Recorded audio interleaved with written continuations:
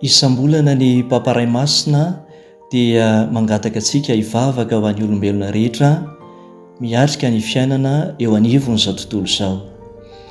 Tamin'ny volana Lasiny dia nanentana antsika momba ny fiainoana sy ny fifanankalozan-kevitra izy mba handraisantsika ny olona rehetra hatramin'ireo eny an-jorom-bala. Miavaka kosa ity volana Novambra ity satria dia mangataka antsika ny Papa François hivavaka ho azy amin'ny mampiandry solon-tenan'i Kristy sy dimbiny masida-piera azy. Misy ireo mihevitra fa tsy tokony hangata-bavaka amintsika ny Papa fa izy azo no tokony hivavaka ho antsika.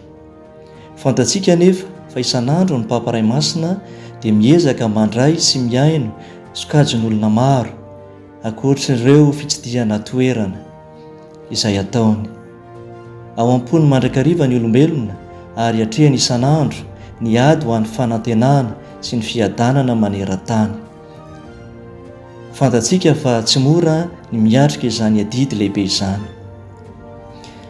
Ambaran'ny Papa François fa tsy manala ny maha olombelona azy akory ny maha Papa mitondra ny Eglizy azy.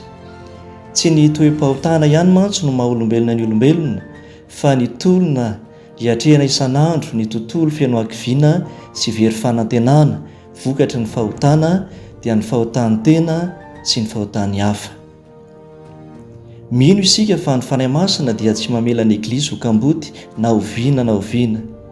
Na izany aza nefa dia anisan'ny maha olombelona ny tahotra sy ny ahiahy, ny tebiteby, ny havizanana, ny ati-tsaina, ny tsy fahasalamana, ny fahakam-panahy eo am-piatrehana ny fanambin'ny olombelona sy izao tontolo izao. Isaka ny mivavaka ho an'ny Papa isika dia mivavaka ho an'ny Eglizy sy ny asa fandrahana tanterahany, ary mivavaka ho an'ny olombelona rehetra satria ny vavaka no asa-pamonjena tsara indrindra izay anentana ny Papa Ray Masina antsika hivondrona ao amin'ny tambazotra-pivavahan'ny Papa maneran-tany. Mangataka antsika ny Papa hivavaka ho azy toy ny tokony hivavahantsika ho an'ireo Papa rehetra mifandimby mitondra ny Eglizy mba omen'Andriamanitra ny tso-dranony mandrakariva izy ahefa ny adidiny. Manana adidy tsika zanaka hivavaka sy hiraro-tsoa ho an'ny ray aman-drenitsika. Satritsika aza ary faly izy raha tonga any aminy ny firari-tsoa avy amintsika tsirairay avy. Izany dia ho mariky ny fiomboanantsika ao amin'ny Eglizy miara-dia. Ny vavaka ataonareo izy dia hanome hery sy hanampy handanjalanja sy tantana ny Eglizy eo am-piainoana ny fanahy masina. Ny maha olombelona ato anatiko, hoy ny Papa François, dia mitombo bebe kokoa isan'andro miaraka amin'ny vahoaka an'Andriamanitra, vahoaka masina sy vahoaka mahatoky.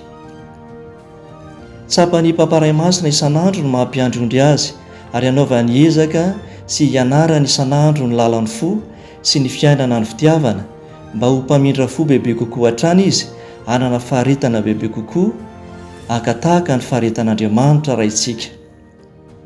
Toy ny eveka rehetra, hoy ny Papa François, dia mahatsiaro mandrakariva fa ho tsarain'Andriamanitra izy ary ho adinina indray andro any amin'ny adidy nankinina taminy. Mahatsiaro mila ny fanohanana avy amintsika ny Papa ary mangataka antsika mba ho mora fo isika ary hamindra fo aminy, indrindra manoloana ny tsy fahalavorariana rehetra. Samia ary isika mivavaka ho an'ny Papa Ray Masina amin'ity volana Novambra ity mba ho afa mitantana amponoana ny andehan'ondry nankinina taminy izy eo am-panatanterahana ny eraka sahany miaraka amin'ny fanampiany fanahy masina.